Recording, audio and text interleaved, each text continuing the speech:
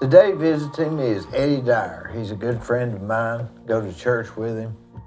He's formerly known as Edbus, and he also currently works for Life Bridges and Tennessee Partners. And he's going to tell us about that today.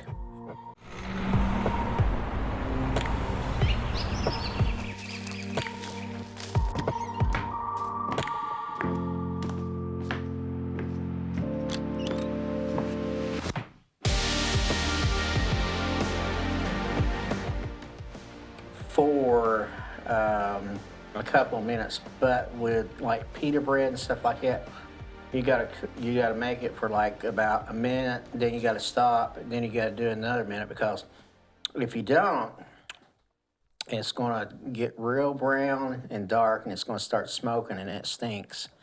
So and the way the microwave works, it cooks from the inside out instead of the outside in. So you got to treat it a little bit differently. But I do highly recommend doing this, getting some pita bread, put it in the microwave for like 2 minutes, then stopping, then put it on 2 more, and it gets nice and crispy. And if you can see here what I've got some tzatziki. It's from Aldi's. It's got spinach and Parmesan in it, which I love. I love tzatziki sauce. Is that similar to what they serve at Gondolier? Yes. Monos, right? Yeah, Manos. He sees me. He says, "Hey, it's the Elvis Presley. Look at him. Come on, Elvis, do us a song and do a move." And then they said, and then I try to go over there and always greet him with grazie, which is Italian for great, or thank you. Thank you. Grazie. And of course, arrivederci, that means hello. And ciao, which means goodbye. And that's unusual because Italiano is like a derivative of the Spanish language. Now, you would think that when you hear the word chow, you think, oh, food. Okay, yeah. Because let's go get some chow. And I'm like, so you're saying, if it's somebody in Italy, you'd be saying, let's go get some goodbye. And I know a little bit of all language, just enough to get me in trouble. Like hasta la vista, hasta luego, nachos, burritos, stuff like that. Did you go to college, Eddy? I did. Where at? I Was went it MTSU? to Middle Tennessee State University. Now, was that after the Navy? Well, I went into the Navy about 12 days after I graduated high school. And boy, that was a wake-up call for a country bumpkin like me. It was, temperature-wise, it was a little bit different than Cleveland. It was stationed at a place called Naval Air State. Well, no, that's where I was stationed at. Went to boot camp at Naval Training Center, San Diego. And the interesting thing about that is it was just right outside the San Diego airport, and then right beside the Naval Training Center was the Marine Corps Training Center. And so we got in trouble once because we were doing cadence, and we were saying, I don't know, but I've been told Navy wings are made of gold. I don't know, but it's been said Marine Corps wings are made of lead. And then they, of course, it started a little fight, shouting back and forth, and so we got in trouble. And when you get in trouble in boot camp, they tell you to do push-ups until I'm tired, not till you're tired. And so, could you do them then? I could do them. I can do 1 or 2 now. I can do about 5. It's been a long time since then, and that was about probably about 50 pounds ago.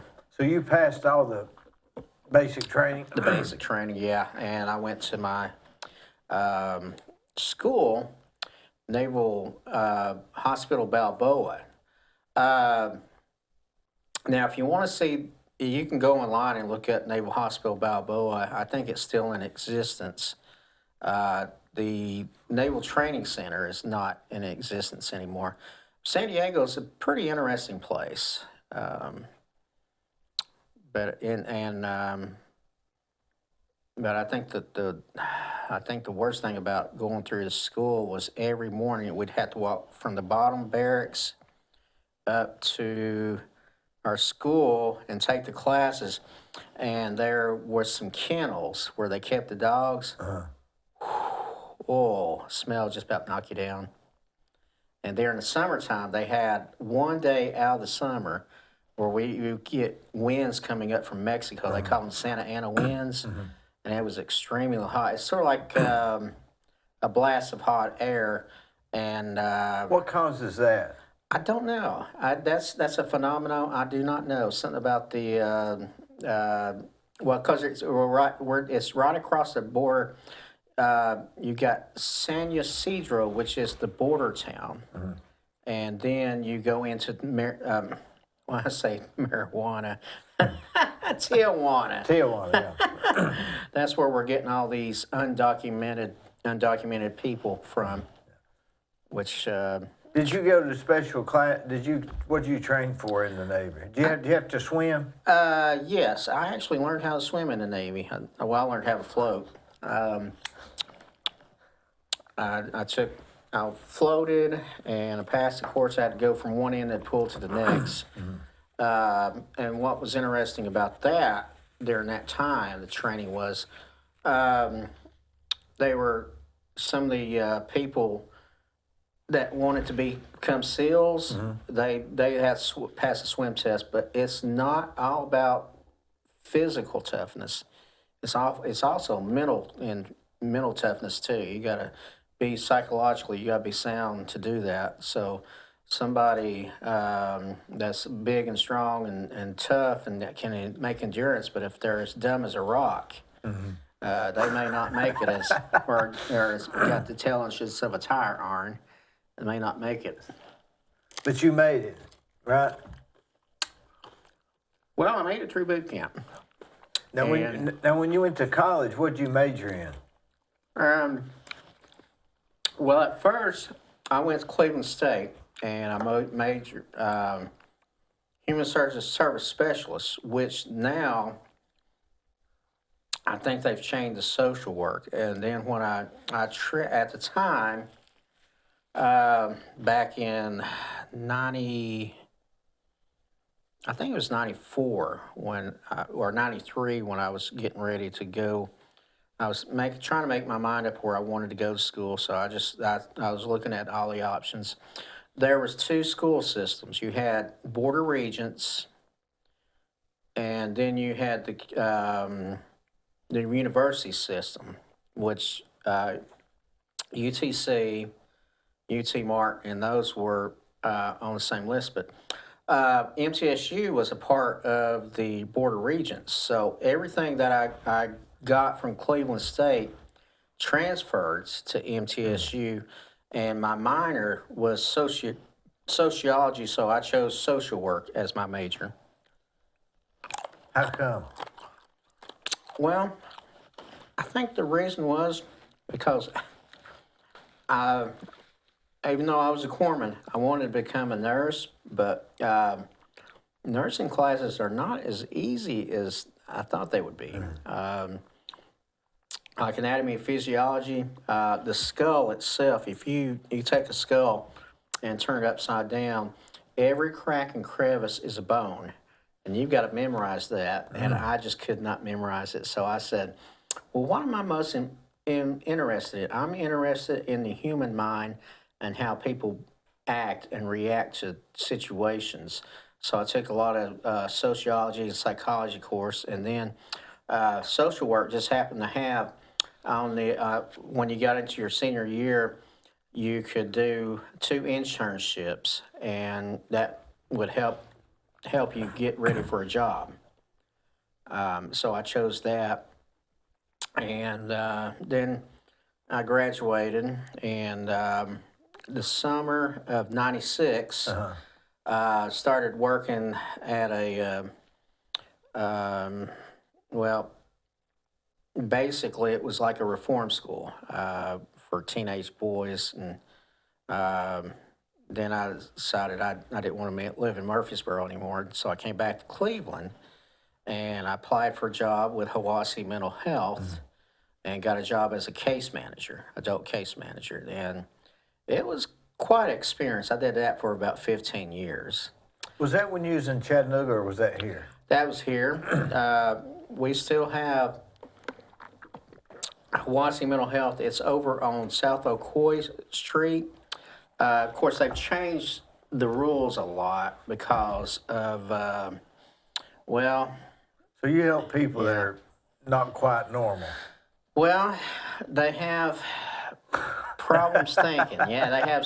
Some of them have alcoholics, drug addicts, people that well, some of them know they have it and try to better themselves, and then there's some that don't. And the sad thing about it is the ones that don't try to better themselves, they say, well, and some manipulate the system by saying, well, I'm suicidal. I'm going to go into Pine Ridge, or I'm going to go into Moccasin Bend and get myself a crazy check. Well, that's not what it is. You're not crazy. You got some mental problems. And I think from my experience, what I've seen is most of it's been learned from, well, mom and dad did it this way, so I'm going to do it this way. And it's a learned behavior. You think most of our behavior is learned, or do you think most all of it's learned behavior? Well, I think it's half and half. There's some people that are actually born with mental deficiencies where there's schizophrenia, bipolar disorder, and then some people over time, their mental illness just developed as like somebody that's just highly stressed out, and then they just go over the deep end, and they're at their wits' end, and it's something they say they just snap. Is that when the people say they had a mental breakdown? Yeah, mental breakdown. Is it how does it? So you've met people that have really just had so much stress they just had a breakdown. Mm-hmm. I knew a guy that was a truck driver, and he had a mental breakdown, and he just got to the point where he just could not function on his own anymore. And I believe it really does happen, and I think his case was genuine. And fortunately, he did get on disability, but So if I've had one, I would know it. you would know it. Yeah, It's not like, well, I've just had a rough week. You'd know if you had a mental break, if you had a real breakdown. with a psychiatrist, you got to be tested to see what your, well, they sometimes they do IQ level testings because there are some. It used to be called mental retardation, but now it's referred to as special needs, or and the one I didn't like is mental challenge because it's something that they don't always overcome. It's something that they just have to A live challenge with. would say that you could overcome it. Yeah, Right? but it's developmental disability. And with that, there's a lot of organic stuff, like they may have had something, maybe they're missing they're missing the ability, the reason, and the perception is just off. And so they need extra help. What do you mean the perception? I mean, a lot of times I can look at something different than somebody else. So Yeah. we have two different perceptions, but when can we both operate looking at things differently? Well, yeah, especially if the person has a organic disabilities like, say, schizophrenia. Schizophrenia has several symptoms, and of course, there's other ones. There's obsessive compulsive disorder, manic depressive, chemical imbalances. So the way it's treated with psychotropic drugs and counseling and behavior plans for the ones that are really severe. And I've seen some that are pretty severe. And some are the fortunate ones are they have people with them to take over. Maybe they've been adopted by a foster parent, or they're fortunate enough to qualify for a group home, and somebody is watching after them and making sure they're not walking out into the road or screaming their head off, or going into a situation where they're so overwhelmed by their stimulus that they react to it to a point, either they either fight or flight, where they either get violent, and there's a lot of mentally ill people that are in jail right now, and so I guess Tim Gobble, he's dealt with that, and he's seen them firsthand, and I tell you, and of course, politically, I'm all conservative. This garbage would defund the police. Yeah.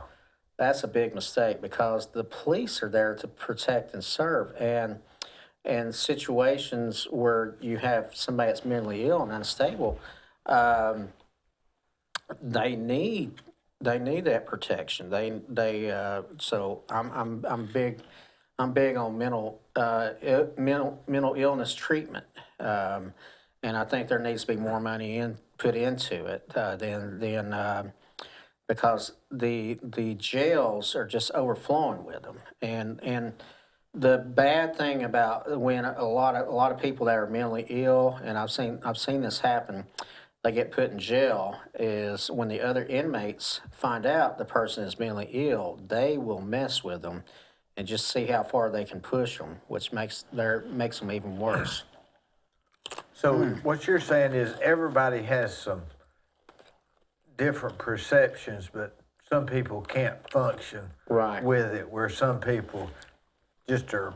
So if I'm real positive or real negative, do I have a different perception, or is that just a minor different perception? Well, I mean, what's the point when you say, "Hey, this guy needs help," Yeah. and this guy doesn't? well, if you're out walking around, and if you're now, it's hard to tell if a person's talking to himself or not, because we've got Wi-Fi and the air jacks Yeah, and stuff. right. But walking around homeless, uh, these people you see with the sign that says "We'll work for food" and stuff like that. Some of them are mentally ill, but then some are. It's hard to tell. So some may be, but there are the chronic homeless, that are just, and some of them are able to work. I've known some that can work at low stress jobs, maybe like bagging groceries or something like that. Not saying that all people bagging groceries have mental illness. There may be some working that you may not. But, and I know some, but I can't say their names because of confidentiality reasons. But there's some in this town that do fairly well with their mental illness, and they just need a little extra help. I think that the thing that bothers me the most is, even though, here we are,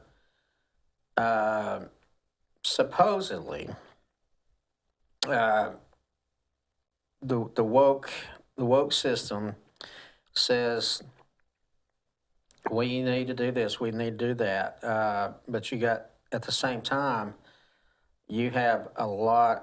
I see that there's a lot of people that are just ignorant and inconsiderate, and they pity people with the mental illness, and they say, that poor little thing, ain't it a shame? I said, well, not really. I said, you treat them how if you have a relative that has a mental illness, how would you want them to be treated? That's where you got to put yourself in their place. And what if I? Well, of course I'm OCD about this. I love this stuff, but and there's some movies that treat it better than others. That movie, What About Bob? I think that was a pretty fair assessment of what he had a disorder, and then of course there's the show Monk. Yeah, he had a disorder. Did House have a disorder? Remember him, House? I think He was that doctor that, I don't know if he had a, no, I don't think he was. I think Monk was OCD. Yeah, Monk was OCD. House was just smart. Yeah, He was Monk- just smart aleck. Yeah, he was smart out there, and he may have had some delusions of grandeur. Maybe Yeah. he thought he was better than what he really was, but he played his role really well for somebody to do it. And there's people that are, and then they deal with it differently. Some you have higher functioning, and then you have those that are they're lower functioning. So like the ones that are homeless and on the streets. The government just says, well, let's just house them and put them in apartments and stuff and give them a check and let that be it. Well, it says that's only half the battle. But we need these. Well, like Bridges is nonprofit, and I know you've had Diane Jackson Yeah. on here before, Yeah. and she talked about the program. We try to let them do as much for themselves as they can, and then what they can't do, we just kind of help them out with, provide assistance in a loving, kind, gentle way. And sometimes their emotions they get a little bit out of hand, and so that's sometimes that's when the medications have to be adjusted, and maybe the staff person that works with them, they have to kind of work with them and get them out of a situation that they learn what their triggers are and what sets them off. Now, Eddie, you used to be known as Edvis. Yes. What made you want to be an Elvis impersonator? Was he an idol, or you just felt like you looked like him? Well, back, I guess we're about 90, well, let's see, 91 is actually when it started out, but I didn't have any clue on how to do it. I did a talent contest, and of course I was lip syncing, and at that time, all we had we had CDs, but we didn't have karaoke machines, and we had a tape cassettes, and so I lip synced everything, and I think I didn't do so good. I could have done better if I. What place did you come in? I think I came in out of about 5 people. I came out number 5. Did you have a costume? Well, I'll tell you what I did. I took my white Navy uniform, the black one that you see on the Cracker Jack box. This was the white version. Yeah, oh, yeah. So I turned it inside out. I took the collar, put it up, and I took my belt and I put some aluminum foil around the buckle because you're a college student. Hey, Yeah. I living at home, and I drew some sideburns on, and then I had a cape, and I just tried to watch some of the movies and do some of the moves. Yeah. So I put that on hold for a while, and I concentrated going to MTSU. And then it was after I got out of MTSU, I guess around probably about 97. I was like, I went up to Sevierville, the Memories Theater. Uh, I can't think of the guy's name, but he was very good. He had the moves down. I said, well, he does that. Maybe I can do that.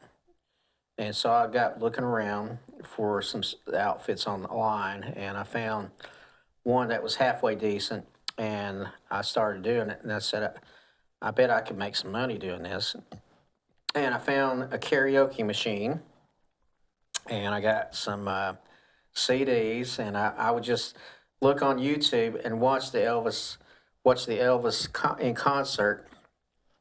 And mainly he did a lot of in his later concert films, and when he was on tour, he did a lot of karate moves. And so I just did those, and I would practice. And so I would advertise my own business card, and advertise that I did birthday parties and singing telegrams. And I said, well, why go to Chili's and have somebody go, it's your birthday, happy birthday, Chili's gang, da-da-da. I said, that's lame. I said, if you want to embarrass by somebody, have me come out and I'll do it, but for a fee. I think I was charging like about $25 for singing telegram, and $60 for a show. Sometimes I do nursing homes and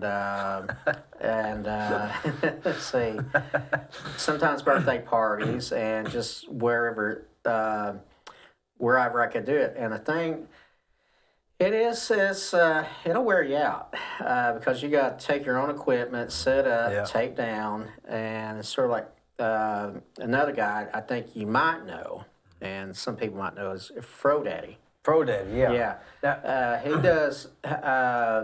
he does that, and sometimes I'm on his show. yeah, didn't you? Or don't you have your own show on Whoop now? Well, I'm working on it. And you're friends with Alan Jones, yeah, right? Alan Jones. Yeah. He's a great guy. He is gallivanting around the world right now. He is. I tell you what. Have you talked to him lately? No, I've just seen his posts on Facebooks, and it's just interesting the things he's seeing. I'm jealous. I wish I could be there. But what did you do on Fro? Did you have your own show, or you just joining Fro Daddy? Well, we're working on it. I'm trying to get more experience about how, like this guy that's behind the camera, get my skills, and learn how to run a radio station, how to switch. You got to do the earphones and the microphone, and then doing the music. They have of course YouTube and then other music they can play. Whoop FM is just like a local radio station that Alan runs, and he I think he bought it from a guy. It used to be where it is at now at the Village Green, right beside Bald-Headed Bistro. It used to be at the Glidden. It used to be the Glidden Paint Store, and it's traditional music. So it's whenever you turn 99.9 on your radio dial. So those of you out there listening to me right now, go listen to it.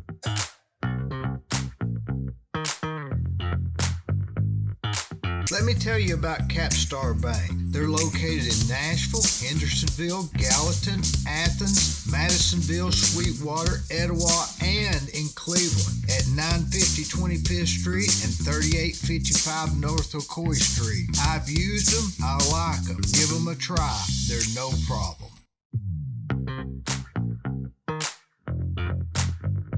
Were you on there last week? I was on there, last week around 3:30. I think it was a Tuesday, and What do you talk about? Oh, we did mostly politics. And if people are not conservative, they not want to. When I start doing my show, well, you can call in, but if you're a woke progressive and you get a little bit too crass with me, it will just hang up on you. Because woke is broke. But Fro Daddy, I've known him for quite a while, Jeff Renfro, and he has his own van convertible, and he can tell you some stories about. And we probably should have him come on the discussion Probably. sometime, and he can tell you all about the ins and outs of being a band for hire and going and playing in different places. So he's an interesting character. He's local, and I think he does debt recovery. So I'm like, So if you got somebody that you need to collect a debt from, he's your man to go help collect it. Jeff Renfro, a.k.a. Fro Daddy. And then we got another one, Randy. Matador. Yeah, Matador. Yeah. Matador. Now, Matador, I don't know. Randy Jarrett. Randy Jarrett. Oh, we're getting a call here. Go ahead. And then we do that at the Whoop FM. We say, "You're on, caller. What's on your mind?" So basically, it's just kind of a laid back thing, and they chit chat about different things. Like, in addition to politics, my other thing is I'm a real big history buff. And that's why I've got this hat on. I like different hats. This is a derby. Now this is Spirit of Halloween. Watch me pull a rabbit out of my hat. Oh, I got to get another hat. You can also do a little curly. Oh, nice guy, wise guy. Woo! I like doing that. Now I've got. What's the difference between what kind of hat is that? A derby? Now this is the derby. What's the Also called a bowler, I think, because of the shape. So they're the same thing, just two different names. Yeah, two different names. A bowler, aka derby hat. That's the one that Curly wore on the Stooges On when the he Stooges. went to when he called the judge when he come Judgy to Wudgy. court, Judgy Wudgy, and he says, "Take off your hat." And he had his cane in his hand, and then he put his cane down. Put your hand on the Bible, on the book, and then he put his hat back on. Then he said, "Take your hat off." And that's one of my boy, they were rough too. The Three Stooges. Shemp actually, they got broken ribs, bruised noses. Were they brothers? Now Howard Fine and Shemp were brothers.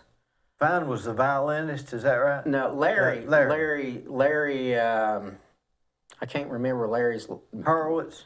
Yeah, he had an injury to one of his arms, and as therapy, he taught himself how to play the violin. And so all the violin playing that's in the Three Stooges shorts is real. What about Shemp? Shemp, yeah, he was a brother. Was he one of the three brothers? Yeah, I can't. Well, I'd have to look that up. I know there's been a movie made or a documentary made about that. But they had Shemp started out, and then he quit, and then that's when Curly came on the scene, and Curly was doing vaudeville, and I can't remember his name is really not Curly, it's something else, and I'm not sure remember how he got his name. So anybody that's watching this podcast, that you can you maybe fill us in on the because he had a shaved head. He had a shaved head, and he do all the expressions and I thought he was a brother. No, I don't think he is. He died of a heart attack, right? Well, he had a stroke. Yeah. He had a real bad drinking problem, and then when he passed away, Curly Joe came onto the scene, which I thought he was a little bit sissy. Nah, stop it! Yeah. And then the one after him, that was another Joe, and I didn't care for him. And so they lasted, actually, I think the last I've seen some footage of them. They used to do some traveling shows up until they were about 70 years old. And I think their last show was like in 1973 in Dallas, Texas. And they were getting pretty old. but they got gypped out of a lot of money by their agent, so all the shorts and stuff they did make a lot, and they had some recurring people on the show. Yeah, they always had a lot of the same criminals, or the judge was always the same guy. And like you say, I think my favorite, I do like it. Of course, they came out around I think around 1938 or 39, and then it was going into the war, World War World War II, and you had Mo, that was Hitler, Larry. Yeah, that was they wouldn't do that today, would they? Yeah, no, they wouldn't do that today. Larry, who was supposed to be Japanese, Hiroshima, or whatever his name was, and then Curly was the Italian dictator.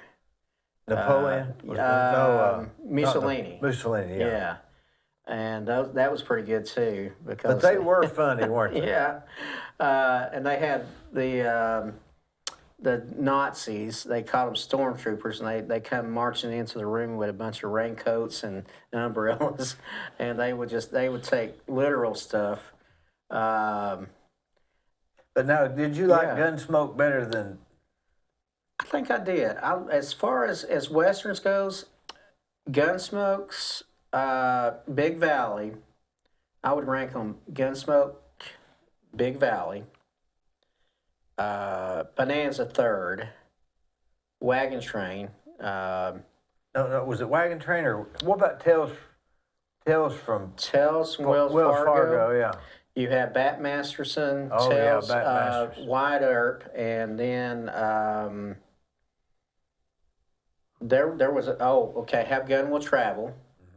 And then you had Rifleman, which is another good one. And there was a whole string of westerns from the late 50s to the early 60s, and it was good TV. After Gunsmoke, when was Lost in Space? Lost in Space, I think that was I want to say from 1962 to about 1965 or 1966. A lot of those actors would play in Gunsmoke and Lost in Space, and some of them even on The Stooges. They just had a lot of the same actors. They were character actors, and they would play parts. Like, on the Leave It to Beaver, a lot of the old Gus that was at the firehouse. Yeah.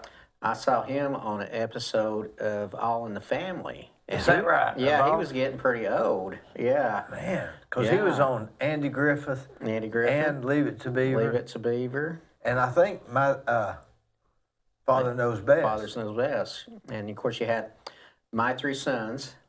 Was he on My Three Sons? I don't know if he was or not. But the guy that was Charlie, on My Three Sons, the original Charlie. The redheaded guy. Yeah, the redhead. The redhead guy replaced the guy that was the original Charlie, who was the husband of Ethel on I Love Lucy. Oh, that's right. Yeah, what was his name? Fred Mertz. Fred Mertz, yeah. I forgot about that. He liked Lucy. Was he on Lucy before My Three Sons, or which happened first? I think he was on My Three Sons after Lucy. Because that was a little later, yeah. Well, because, Lucy, she got a divorce from, there was some kind of goings on between her and Desi, and of course, Desi, he had Desilu Studios and produced a lot of shows too. But he was always known for his performances as singing on the Lucy, I Love Lucy show. Ricky Ricardo. Yeah. They said, Lucy, I'm home. Babaloo. And I love doing, I like some of the old characters. And of course, our generation, I think we grew up when all these millennials, I know you can still see a lot of this stuff on YouTube, and there's also a local station here.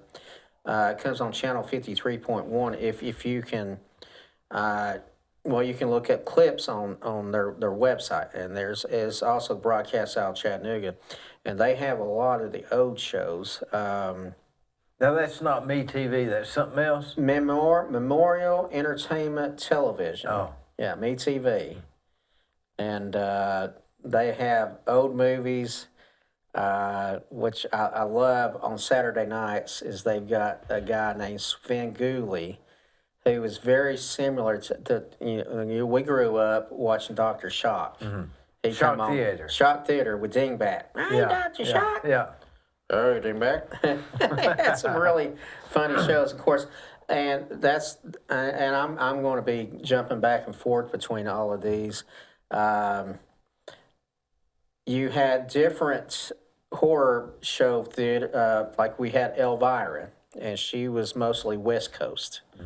And then you had different ones all over the country, but we were more familiar with Dr. Shock, and he actually came with Dingbat to when I was a little kid. I guess about maybe just 1 year before I went into first grade at Oak Grove Elementary. He came in, and Dingbat was there, and I thought that was so cool. Mm-hmm. But the scary part to me was some guy dressed up in a gorilla outfit, and it scared me. I was 6 years old, and I was like, ah! I freaked out. And now, weren't you from Polk County or no, Bradley County? I was born at Bradley Memorial Hospital in 1969. Back when it was Bradley Memorial Hospital, way before Sky Ridge, or Die Ridge, as some people say. And then it's Tenova, and now they call that Turnover. I've been there. They was real good to me. Yeah, they've been pretty good.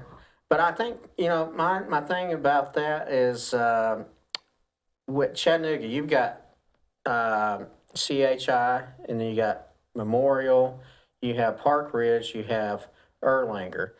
And I think it would best, my personal opinion, and people may disagree with me, I do think we need another hospital on the south side of town. We got one centrally located, but it would be good because competition is good, and I think that would help drive down the prices of healthcare costs. But for the short term, what I'm seeing is what they call doc in the box. Mm-hmm. Urgent care. Yeah. And they seem to be taking place of the emergency rooms up until about 7 o'clock, and then after that, most of the urgent care is closed down, and you have to go over to Tenova and get treated. And Tenova has made some improvements. Well, why are they so against another hospital? I really don't know. I just know what has been published in the couple of years ago in the Cleveland Daily Banner. There was a bunch of doctors that were saying it's a duplication of services. Well, so is Burger King, McDonald's. That's duplication. That's duplication of services. It's just on the medical term. I said competition is good. That's what drives prices down. Who was it said greed was good? That was that. I think that was in Wall Street. Wall Street, the movie. Yeah. And so, that we do have that, but we very good because this is a democracy. And capitalism, we thrive on competition, whereas socialism comes in, and it's the government tries to start taking control of private industry. So, I think I've heard it put best that what socialism is say you have 2 cows, you own those cows. Well, under socialism, you have two cows, you own one cow, and the government owns the other one. Under communism, the government owns both cows. So capitalism has worked for us, and democracy has worked for us for over, what, 200 years now? Ever since 1776 and when we became a nation. If it isn't broke, don't fix it, right? No, being broke don't fix it. And But being now broke, you got being- some, but yeah. even roads are some socialism, so you need some, right? And there is a lot of people, some people that are anti-tax and federal taxes, which I can agree with to some extent, but what we need is the IRS needs to be reformed. All the three-letter government agencies need to be reformed.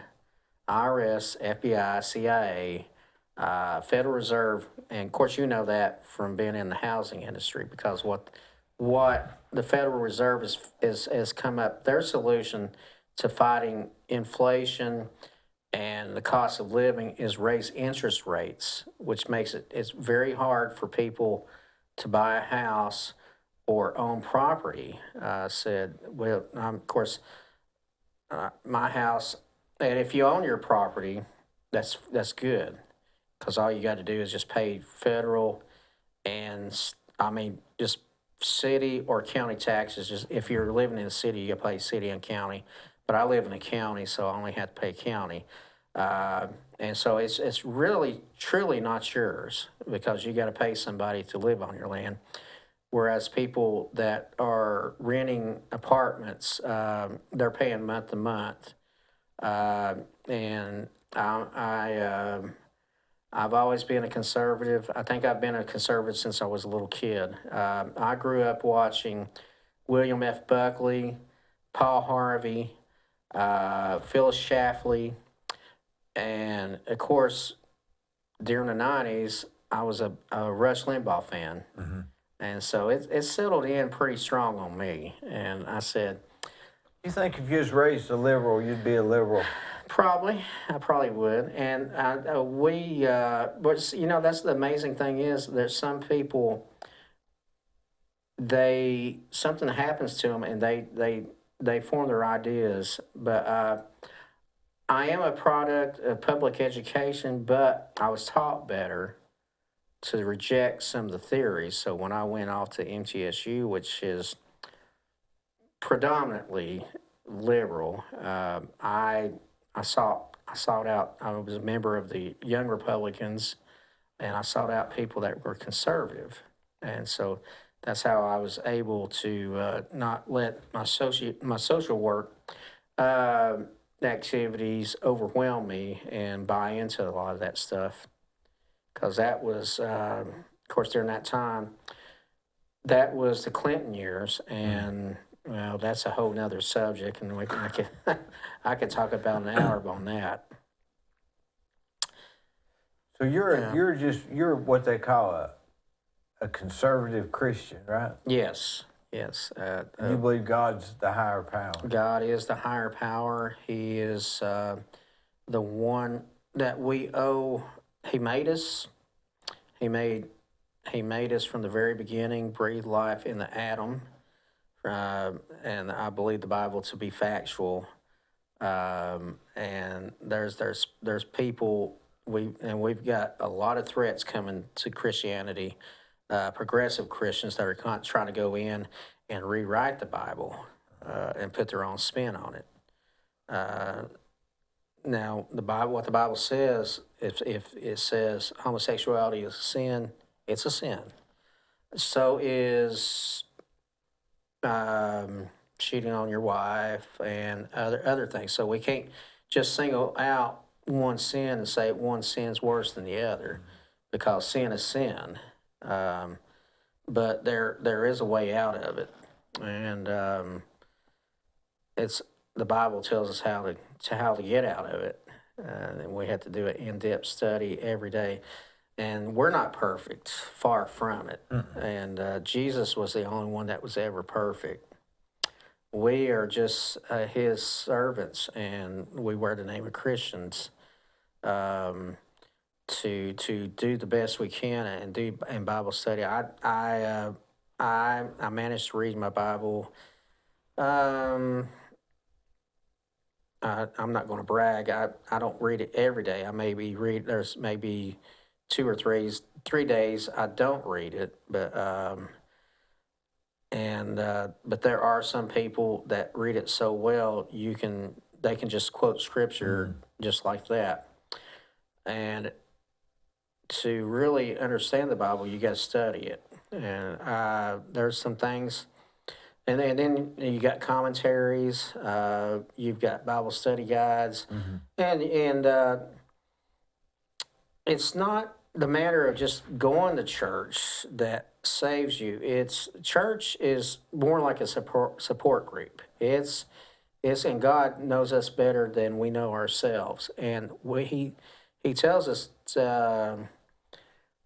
to rely on each other, and that's our biggest source. You got to keep your distance from people, and we did that for a long time, and it hurt a lot of businesses. Well, about 3 years. I think we're seeing the effects, and as I don't know what shut down the Golden Corral, but I think that had something to do with it. Now, do you still, when you at the mall, is the mall getting less business now? Yeah, because I'm according to you. Now okay, folks, this is what he says. I walk at the mall on a regular basis, and the mall is got a few, and he says that every time people see me, that's why they don't come. Yeah, he's gonna do for the Y what he did for the mall. Right. Yeah, I didn't go to the Y today. Oh, didn't? No, I've been house When you cleaning. work out, do you really sweat, or you just sort of? Well, I'll maybe work out for maybe 45 minutes. What do you do? And I try to Bench press, or? Well, I do the machines, and I'd like to do the rubber bands. I don't do a lot of heavy weights because that can be pretty rough on your joints and everything. I have a hiatal hernia from doing a lot of heavy weights a couple of years ago, and I've never gotten that, so I'm real careful about doing any abdominal exercises. But I do walking, and I do a little reverse psychology. 19 laps at the YMCA is 1 mile, so I start at 19 and go backward, and so I do a countdown thing. So I'm like, oh, just one more to go, and then they do a countdown. Oh, I see. Yeah. Yeah, and it's 19 miles there. On the outside perimeter of the YMCA, it's 2 laps around that for 1 mile. Well, they got a trail. Yeah, they got a rock trail, and they have workout stations where you do manual workout stations like sit-ups and push-ups and jumping jacks. And I guess if you wanted to, you can jump rope or whatever, jump over a tree or whatever just happened to be there. But my dexterity is not that well, so I don't try to do that because I know I'm gonna wind up in the ER with a broken ankle. So they've got a trail just like the Greenway. They do. It goes all the way around the YMCA. It goes. You think walking helps you? I mean, does it help your mind and body and breathing and all? Or it does. Exercise releases dopamine, which when I was at Cleveland State, I took a bunch of courses on alcohol addiction, and what the alcohol and some people say that their drug of choice is marijuana or whatever. Now I don't get into too much on marijuana. I'm sure that we have these CBD dispensaries, but it can be a gateway drug, and it is still illegal if you're caught out in public smoking a marijuana joint. But there are people that say it's supposed to be good for pain relief and all that. And I'm not a doctor, so I've not studied marijuana in depth. But of course, when we were growing up, that was the biggest thing. We had students scared straight. And I think they, to some degree, they do have that. And of course, we've got other things that are it's not just the manufactured and the natural, like marijuana. Of course, it thrives there. We've got the biggest threat I've been hearing is fentanyl. It's supposed to be really bad. Really bad. Bath salts. What are they doing with bath salts? They Snorting them or something? snort them. What in the world would that do to you? Well, it produces a high, and also it really does a lot of damage to brain cells. And I've seen people that's been on it, and they get very violent, like LSD, cocaine, and for the longest time, and then in Sequatchie County used to be the Was it meth? methamphetamines. Yeah. Methamphetamines were being used at one time for weight loss, and then it became an epidemic.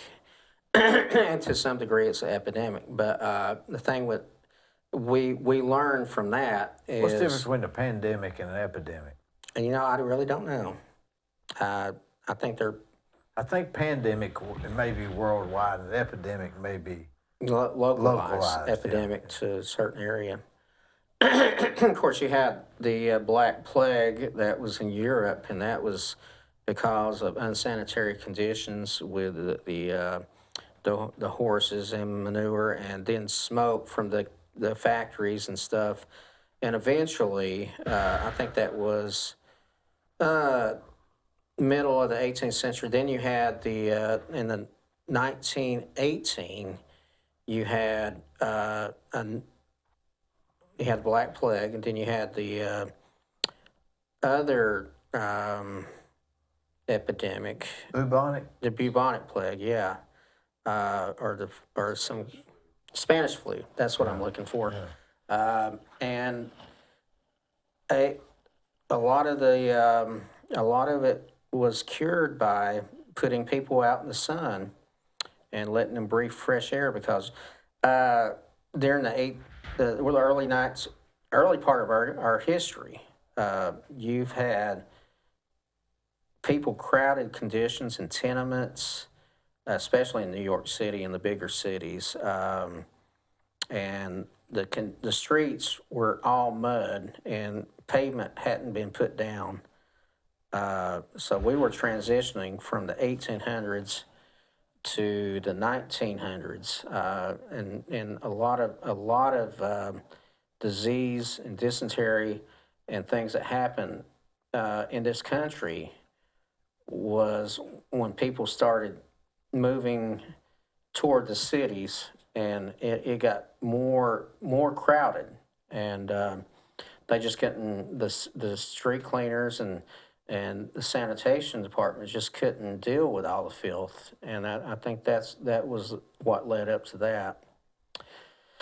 And basically,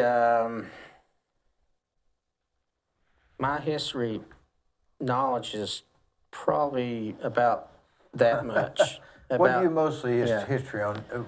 World War II or Vietnam or what? I find that the Civil War was interesting. That piqued my, because what caused it, what was the true reason behind it, and what was the motivation? Because the revisionists, they try to rewrite history and saying that it was all based on slavery. I says no, that was well, and really, if you look at it, indentured servants or actually sharecroppers could be considered slaves because they're actually working for somebody. Mm-hmm. I would consider that. They didn't have a choice. Yeah, doesn't have a choice. A lot of Native Americans owned slaves. Yeah, the Cherokee had slaves. They had slaves. You had even there was slavery to some extent up north. But of course, the Emancipation Proclamation helped that out.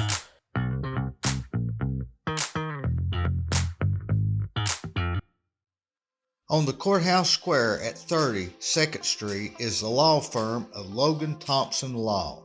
Since 1965, they have served the legal needs for the good citizens of Cleveland-Bradley County. If you've got a problem, they're no problem. Give them a call.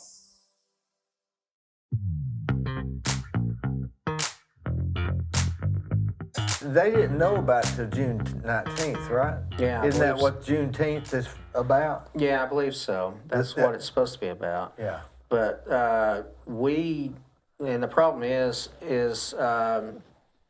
back there, and unfortunately, it was true that we did have some people that were a little bit overbearing, and that didn't see.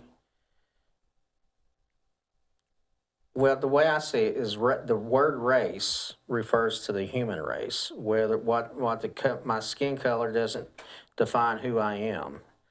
I'm probably maybe 1/18th Cherokee. The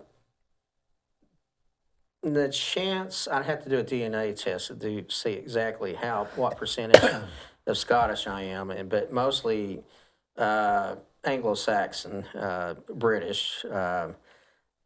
But it's just, and I guess from an early age, when I was brought up, most of my friends were white. I was interested in people that had different skin color than me.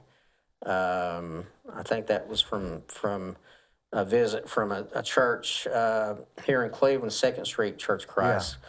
We had come to our church when I was about 8 or 9 years old, and I got to know some of them, and I thought they were interesting. And I said, well, I'm always interested in people that are unusual and kind of maybe different. And my dad, he says, the biggest thing I was taught is we got to respect each other. We're all the human race. What your skin color is secondary, but the primary thing is that we're all human. It doesn't matter. Yeah, and we just got to learn how to get along and not. And that's where I've seen like the big push for the Equal Rights Amendments. Of course, that was defeated. A bunch of liberal policies were defeated when we were kids. But actually, there are people that are, to be politically correct, we say people of color that are actually conservatives. Oh, yeah, lots Yeah. of them. And what's might be surprising to me, that there's a lot of people from India that are conservative. There are some... Mexico. Mexico, conservative. You have Ted Cruz, who's Espanol. I know a little bit of Spanish. I know. Is he Spanish? Yeah, he is. He is. He's Spanish. The last name Cruz. I guess you're right. I hadn't thought about that. He doesn't look Spanish to me, does he? And DeSantos. I didn't realize that. Realize the last name. I just now realized he's either Italian or. I don't think he's Italian. Or Puerto Rican. Not me. Yeah, no, not me. Yeah, the Cosa Nostra. But actually, Giuliani. Trump's lawyer. Well, it was bad when that dye started running on his forehead. That really hurt him, didn't it? Yeah, I believe so. Yeah. But Giuliano cleaned up New York. He did, didn't he? He was conservative. He says, what was that, America's... he cleaned up Times Square. It was a cesspool. He was a mayor during the early 80s, and he really took care of business, and he cleaned it up because it was getting really bad and you look at all these major cities like Detroit, Chicago, a lot of them that have the crime problems also have moral problems. They're wanting to defund the police and do away and let people and criminals get away with stuff. You don't. You need the police when you need them. Yeah. What do you do most? What do you do of an evening when you get off work? Well, when I get off from work, I try to do a little exercise, and of course, my big thing is Me TV. What time you go to bed? 10 or 2?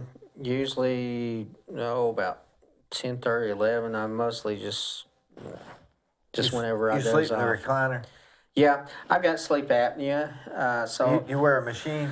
I used to, but it bothered me too much. But if I sleep up with my head up at an angle, it helps me out a lot. I just could not tolerate the machine. So you usually don't sleep in a bed too? No, I usually don't. And if I do sleep in a bed, I have supports that make my head go up at an angle. So What time do you have to be at work during the days? Or do you have a set time? I have usually like Wednesdays, Thursdays, and Fridays. I'm going into work around 8, a little bit after 8, clocking in, and then I've got to pick my guys up around 9 o'clock. And like on Wednesdays, I have 2 guys, so that's no problem right there. And then they get home at 2 o'clock, and then I'm looking at my watch. So if we're, and that's like my guys, I have 3 guys I work with on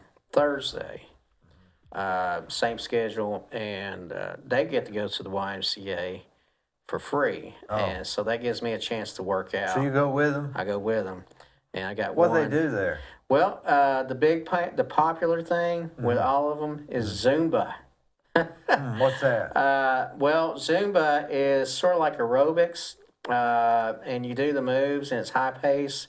I can do it to a certain the degree, and then if you ever saw me doing Zumba, you'd say, "Hey, that guy's doing the chicken dance." Do you still do you take karate? Is it karate you take? Well, I know karate. Yeah.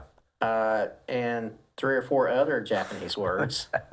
But what was it you were taking here a while? But was it karate or? Well, I've had a few instructions on karate, Yeah, so I know the basic moves, the stance, the horse stance, and how to do, like you have this where you have the thumbs on the outside, and then there's Taekwondo, you have your fists like that, and of course I know just what I've seen on the videos of Kung Fu. Kung Fu is more. You mean the series, the TV? Well, the series TV, David Carradine, and if you know that role, the idea for Kung Fu came from Bruce Lee, but at that time, he was not chosen to play the lead in his own series. David Carradine was, and I don't think David Carradine had the eyes that were. So the story was that his mother was Chinese, and then his father was American, and he was an orphan, and he got accepted into the Buddhist temple where he learned all this kung fu. Originally, Bruce Lee wanted to do that. Of course, Bruce Lee he made his mark on films, and really brought kung fu into the limelight. That's all I remember growing up, don't you? Yeah, that was one of my favorite shows. Kung Fu is different than karate. Yeah, it's different. The styles are a little bit different. You have the crane, and of course, I practiced the running chicken. And that whenever challenged, I said, "Oh, I'm going the other way." I know. Just what was it? Underdog. Remember Underdog? Underdog. The cartoon. Yeah, the cartoon. I forget his catchphrase. Was it Hong Kong Phooey? Remember that? Oh, Hong Kong Phooey was my favorite. Scatman Crothers. Yeah. Hey, Spot, let's get the Fong Flu and the Kung Flu and the Flu. Let me check my book here and see what kind of move I'm going to do next. He'd read the book for you. And Rosemary, the receptionist, let's see, ooh. He and the dog, I can't remember what he was in the mild manner. He would transform. He would jump into the the filing cabinet, and then he would spring Yeah. forth and go into the ironing board, and then he'd go into the Hong Kong food Yeah. mobile. And he says, "Hey, Spot," and Spot was the actually one that tripped up the criminal, the cat. The cat was the smart one. Do you go to the movies a lot at the mall? On occasion. We went and saw Elvis, the Elvis Yeah, movie, we saw didn't we? Elvis, which I think was very well done. I didn't much like it for some reason. Yeah. Now the How other, they know what he was like? well, Colonel Potter. Colonel Potter. They don't know where he's from. How can they know what he's like? Well, it's well documented from Priscilla. They actually consulted with the Elvis Presley estate to So make you that think movie. it's correct? I think it's pretty correct because there was a guy that portrayed Colonel Parker in one of the movies, but it didn't go into detail. It mostly concentrated on Elvis's life. But they made him look like a pretty bad guy. He was not very kind. If you can look back in some interviews with him on 2020, remember Hugh Downs Yeah. from or no, wait a minute, Nightline. It was Hugh Downs, wasn't it? Well, it was no the guy that was over Nightline. That was I can't remember his name, but somebody else. But he did an interview with Colonel Parker, and he confronted him on a lot of things. The part about him putting a lot of limitations on Elvis, it was true because Elvis was actually going to be in the movie A Star Is Born, but Colonel Parker said no. But and the problem was it was in his contract. You know, everything in that movie is pretty well true. He basically Elvis was enslaved to Colonel Parker, and there was a lot he could not do Because of the contract. because of the contract. That's why the closest thing Elvis got to do to an international tour was the Elvis Live from Hawaii, and it was That was the first Zoom, wasn't it? yeah, I guess. it was the first satellite concert. He was starting to get at that around 74. He started taking a drug to go to sleep, drug to wake up, and then he started. Sounds like a building contract. Yeah, he was getting involved with it, and he had developed. He was pre-diabetic. Elvis was? Yeah, he was. He ate bananas and... Bananas and peanut butter. Yeah. He grew up poor. His mother would feed him peanut butter and banana sandwiches because growing up in Mississippi, they were very poor. That was probably staples, wasn't it, that the government gave away? They gave them away, and they got the bananas really cheap. They would get produce that was like maybe a day or two past its expiration date, and he grew up on banana and peanut butter sandwiches, and he, of course, he had a brother, Aaron Presley, and they were born twins, but Aaron was born stillbirth, and so Elvis was a perfectionist, and that's why he tried so hard to make everything perfection, and he learned karate while he was in the army, and he learned a lot of those moves, and he continued on with that. And he actually, I went up to the museum in Sevierville. He had plans to open a racquetball, a bunch of racquetball courts all over Memphis and maybe nationwide, but his excessive spending, he was generous to a T, and that was his downfall. He gave money away to people. He bought cars. He bought one guy a house, and at the time of his death, he only had $100,000 in the bank. And when the day he died, he was getting ready to go on tour. He was going to go. I think I've still got the poster. I bought it at an antique store. He was going to do a show on August 21st. He died August 16th, 1977. Well, some mad fans. They already had tickets. Yeah, and of course they got them redeemed. But he did a concert. I think it was either April or May of '77, and so it's always been known as the farewell concert because he was getting pretty bad shapes. He had his last 2 or 3 songs. He had to sit down at the piano and sing them, and he had Played Unchained Melody. Yeah, Unchained Melody, and he was trained in opera. And his favorite thing to do was after a show. Of course, he got locked into the contracts, doing shows all over Las Vegas, and Las Vegas pretty much owned him. And of course, he did other shows around the country, and he even did a show in Detroit. He did one in Murfreesboro, and then but he's mostly committed. The Colonel committed him to Las Vegas, and he was Ironclad concert. So he never did get out of the country. He got out of the main United States. Of course, Hawaii is the closest he got to actually going to a foreign place. Because of course Hawaii is off by itself. Elvis was one of a kind. He was a one of a kind. He changed. He changed rock and roll. Yeah, that's what John Lennon said. Are you going to the Memorial things tomorrow?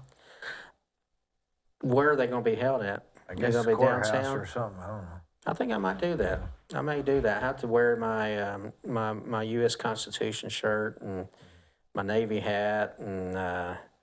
I had to, and I'll maybe a red vest and the white shirt. Yeah, be Bat Masters. Yeah, be Bat Master. Take my cane and wear my red, white, and blue. Yeah.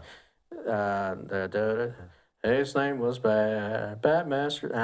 And Alan, I don't remember the words, so I don't have them memorized. But yeah, that's a very good show. Eddie, I appreciate you coming.